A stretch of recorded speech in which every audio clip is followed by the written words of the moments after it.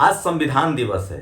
मुझे नहीं पता टीवी अखबार में कभी ये कार्यक्रम होता है कि नहीं, लेकिन सोचिए, धीरे धीरे ही सही, जब SC ST OBC इस देश के बहुजन समाज के लोग जग रहे हैं तो संविधान की महत्ता सबको पता चल रही है। आज राहुल गांधी हो, तेजस्वी यादव हो, राहुल गांधी हो, अखिलेश यादव हो, सारे पॉलिटिकल पार्टी के नेता, इनफैक्ट मंगल पांडे भी बधाई दे रहे हैं। सोशल मीडिया पर बहुजन समाज ने संविधान दिवस की बधाई को रंग दिया है। आज देश भर में कार्यक्रम हो रहे हैं, दुनिया भर में कार्यक्रम हो रहे हैं।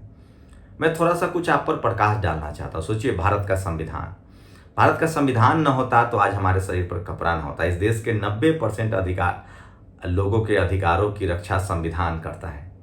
लेकिन क्या 26 नवंबर 1949 को बाबा साहब ने संविधान तैयार करके कॉन्स्टिट्यूएंट असेंबली को दे दिया और 26 जनवरी 1950 को संविधान लागू हो गया, जिसको हम गणतंत्र दिवस कहते हैं।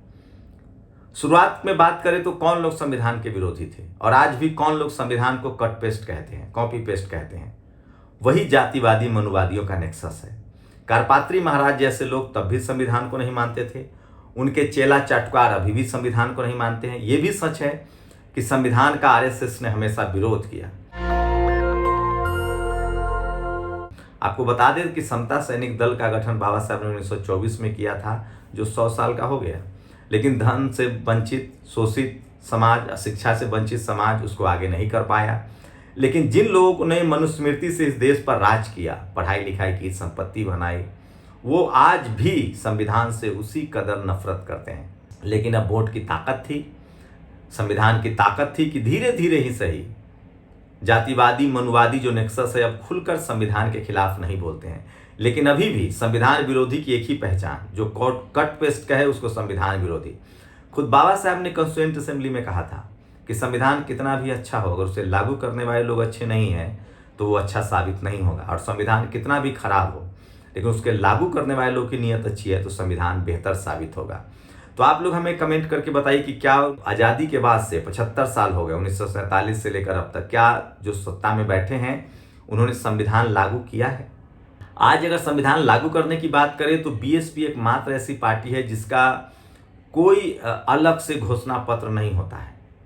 वो संविधान को ही घोषणा पत्र समझते हैं और वो कहते हैं कि हमारी सरकार आएगी तो हम घोषणा पत्र मतलब संविधान को लागू करेंगे। इसीलिए भारत का संविधान सबसे ज़्यादा BSP के करीब है, उसके बाद बहुजन समाज के करीब है, SC ST OBC अल्पसंख्यक किसान समाज के लोग और इस देश में न्याय प्रिय लोग संविधान को ज़्यादा मानते हैं। लेकिन अभी भी जो मनुस्मृति को मानते हैं, जो जातिवाद को अच्छा मानते हैं, वर्ण की व्यवस्था को अच्छा मानते हैं, वो संविधान को कॉपी पेस्ट करते हैं। लेकिन संविधान की सबसे बड़ी ताकत क्या है? संविधान की सबसे बड़ी ताकत है आपका वोट का अधिकार। लेकिन क्या आज आपका वोट का अधिकार सुरक्षित है?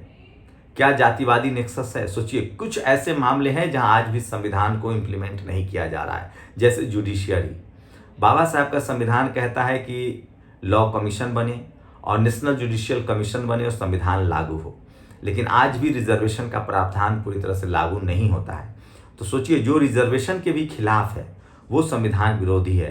भारत का संविधान कहता है कि आप चुनाव जीत कर आइए, संसद में 2/3 बहुमत लाइए और आप चाहें तो संविधान को में बदलाव कर सकते हैं, लेकिन आप उसके प्रियम्बल में बदलाव नहीं कर सकते हैं।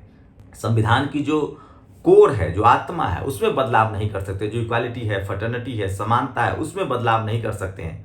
लेकिन कांग्रेस ने भी जमकर संविधान में बदलाव किया है, छेड़छाड़ किया अपने अपने फायदे के लिए। धार्मिक रूप से भारत का संविधान किसी को अलग से हक नहीं देता है। भारत का संविधान जातियों में बटे इस समाज को SC ST OBC की संज्ञा देता है। मैं बार बार कह रहा हूँ, SC ST OBC जाति नहीं है, ये जातियों का समूह है। इस देश में मनुस्मृति ने जातियां बनाई, वर्ण की व्यवस्था बनाई, जातियां बनाई। मनुस्मृति के हिसाब से वर्ण की व्यवस्था थी ब्राह्मण, क्षत्रिय, वैश्य, शूद्र और अछूत। और शूद्रों को और अछूतों को हजारों जातियों में बांटा हुआ था। बाबा साहब का संविधान आपको जातियों से हटाकर समाज के तौर पे जोड़ता है। SC मतलब हजारों जातियों के समूह को SC कहते हैं और ये संवैधानिक शब्द है, आप इसका इस्तेमाल कर सकते हैं। ये जाति नहीं है, ये जातियों का समूह है जिसको जातियों में बांटा गया, जिनके साथ भेदभाव हुआ, शैक्षिक रूप से अनटचेबिलिटी हुआ, उसको SC कहते हैं। ST ये भी जाति नहीं है, ये जातियों का समूह है जिनको साथ भेदभाव हुआ, उनको ST का दर्जा दिया गया, जिनकी जो भौगोलिक स्थिति थी। उसके बाद OBC अदर बैकवर्ड कास्ट, ये भी जाति नहीं है, ये भी जातियों का समूह है। लेकिन आज भी जो जातिवादी मनुवादी व्यवस्था को मानने वाले लोग हैं वो इस बात को नहीं मानते। उनको लगता है कि एससी एसटी ओबीसी जाति है, ये जातियों का समूह है, जातिवाद के खात्मे की लड़ाई है, ये संविधान का कोर है। तो समझिए जो एससी एसटी ओबीसी के जो संवैधानिक अधिकार है उसका जो लोग विरोध करते हैं, इसका मतलब वो घोर जातिवादी और कास्टिस्ट लोग हैं। इसको आपको समझना पड़ेगा। और इसलिए मैं बार बार कह रहा हूं कि इस देश के एससी एसटी ओबीसी के लोगों को, सबसे ज्यादा अल्पसंख्यक समाज के लोगों को, और सोचिए अगर आप संविधान को नहीं मानेंगे, आज संविधान के नाम पर जो लोग चुनाव जीत के आ रहे हैं, महाराष्ट्र में आपने देखा ईवीएम असंवैधानिक है, कोलिजियम असंवैधानिक है, लेकिन ईवीएम को संविधान में संशोधन करके लाया गया है, इसको हटाना चाहिए।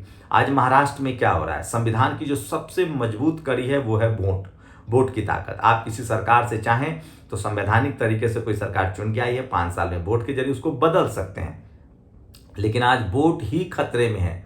लेकिन चलिए एससी एसटी ओबीसी की जागरूकता, इस देश के शोषित वंचित समाज की जागरूकता और पढ़ाई लिखाई ने और सोशल मीडिया ने संविधान को घर घर तक पहुंचा तो दिया है।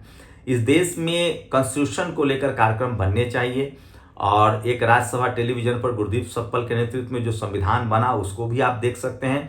तो संविधान घर घर में रखिए, संविधान को पढ़िए। संविधान का अधिकार अगर आप समझ गए तो आप सम्मानजनक तरीके से अपनी जिंदगी जी सकते हैं और कोई भी आपके अधिकारों को अगर छीनने की कोशिश करेगा तो संवैधानिक तरीके से उससे आप लड़ सकते हैं।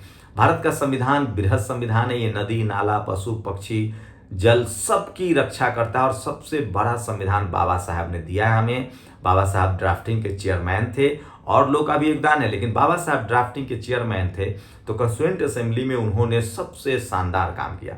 सरदार पटेल और बाबा साहब की एक बातचीत है, नेहरू बिल्कुल आरक्षण से सहमत नहीं थे, सरदार पटेल को भेजते हैं, बाबा साहब ने उनको कहा कि मुझे पता है आपको किसने भेजा है, लेकिन ये मैं रेजिग्नेशन दे रहा हूँ, संविधान नहीं लिखूंगा, मैं हट जाता हूँ।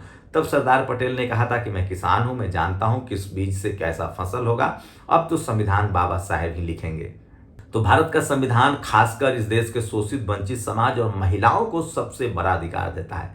आप किसी भी धर्म के हो सकते हैं, लेकिन भारत का संविधान आपको अधिकार देता है, लेकिन धार्मिक रूप से आपको कोई अधिकार नहीं है। आप सिख हो सकते हैं तो भी एससी एसटी ओबीसी हो सकते हैं, आप मुसलमान हो सकते हैं तो भी एससी ओबीसी हो सकते हैं, आप ईसाई हो सकते हैं तो भी एसटी हो सकते हैं, आप बौद्ध हो सकते हैं तो भी एससी एसटी ओबी हो सकते हैं, आप हिंदू हो सकते हैं तो भी एससी एसटी ओबीसी हो सकते हैं। तो आप किसी भी धर्म को मानने वाले हों, संविधान उसमें रोड़ा नहीं बनता है। भारत का संविधान ही आपको अधिकार देता है कि आप अपने धर्म की स्वतंत्रता को बरकरार रखें और आप किसी भी मान्यता को मानते हो, किसी भी धर्म को मानते हो, संविधान आपके धर्म की रक्षा करेगा। तो मैं फिर कह रहा हूं, आपके जितने संवैधानिक अधिकार हैं वो एससी एसटी ओबीसी के रूप में सुरक्षित हैं और इसलिए आज भी इस देश के जातिवादी मनुवादी लोग झूठ मूठ का प्रचार करते हैं कि एससी एसटी ओबीसी से जातिवाद बढ़ता है। दरअसल जातिवाद खत्म करने का हथियार है। जैसे जातिवादी मनुवादी नेक्सस जो मीडिया में है, जुडिशरी में है, कॉलेज यूनिवर्सिटी में है, ब्यूरोक्रेसी में है, बिजनेस में है, स्पोर्ट्स में है, सिनेमा में है, आज भी सबसे ज्यादा संविधान से दिक्कत, इतना संशोधन के बाद भी उसके प्रियम्बल से जो दिक्कत है वो जातिवादी और मनुवादी सोच के लोगों को है जो इस देश को मजबूत नहीं बनाना चाहते हैं। भारत का संविधान आपको सबसे पहले भारतीय और अंत में भारतीय मानता है, उसके बाद ही कोई आपकी आइडेंटिटी है। इसलिए मैं कह रहा हूं कि भारत का संविधान सब भारतीयों को बराबर मानता है और जिसके साथ जातिगत रूप से या किसी भी तरह का लैंगिक रूप से, भाषा के तौर पे भेदभाव हुआ है, उन सबको बराबर का अधिकार देता है। तो आज संविधान दिवस की आप सबको बधाई। 26 नवंबर 1949 को संविधान बाबा साहब ने तैयार करके कॉन्स्टिट्यूएंट असेंबली को सौंप दिया और 26 जनवरी 1950 को भारत का संविधान लागू हुआ। 75 साल हो गए, अभी भी संविधान को पूरी तरह से इंप्लीमेंट नहीं किया जा रहा है क्योंकि जो लोग चुन के आ रहे हैं वो संविधान के प्रति उतने निष्ठावान नहीं है। मैं फिर कह रहा हूं, जो भारत के संविधान में आपकी सबसे बड़ी ताकत है वो वोट की ताकत है और उस पर ही अब खतरा मंडरा रहा है। महाराष्ट्र के कुछ मामले आए हैं जिसमें साफ है, गांव वालों ने प्रदर्शन किया है कि हमने जब वोट ही कांग्रेस को दिया था तो वोट क्यों नहीं निकला। नांदेड़ लोकसभा में कांग्रेस लोकसभा के चुनाव जीत गई लेकिन 6 के 6 विधानसभा के चुनाव हार गई। तो क्या एक वक्त में एक ही आदमी दो तरह से वोट डाल रहा था, वो लोकसभा के लिए कांग्रेस को और विधानसभा के लिए बीजेपी को वोट दे रहा था। इस देश में जब तक चपरासी से लेकर चीफ जस्टिस तक संवैधानिक रूप से सभी लोग की भागीदारी तय नहीं होगी तब तक इस देश से जातिवाद मनुवाद खत्म नहीं होगा। लेकिन मैं फिर कह रहा हूं, इस देश में अगर आप बेहतर नागरिक हैं, इस देश को बेहतर बनाना चाहते हैं, तो अपने सारे अधिकार संवैधानिक तरीके से ही अपनी आवाज उठाइए, क्योंकि भारत का संविधान आपको अपनी बात कहने का अधिकार देता है। तो आप सबको संविधान दिवस की शुभकामनाएं। संविधान ने अगर हम सब ने अगर इस संविधान को बचा लिया, तो संविधान हम सबको बचाएगा। जय भारत, जय संविधान। नेशनल दस्तक की आपसे गुजारिश है कि अगर इसको बचाना चाहते हैं तो नेशनल दस्तक को सब्सक्राइब करने के लिए रेड कलर के सब्सक्राइब बटन को दबाएं, फिर बेल आइकन की घंटी दबाएं।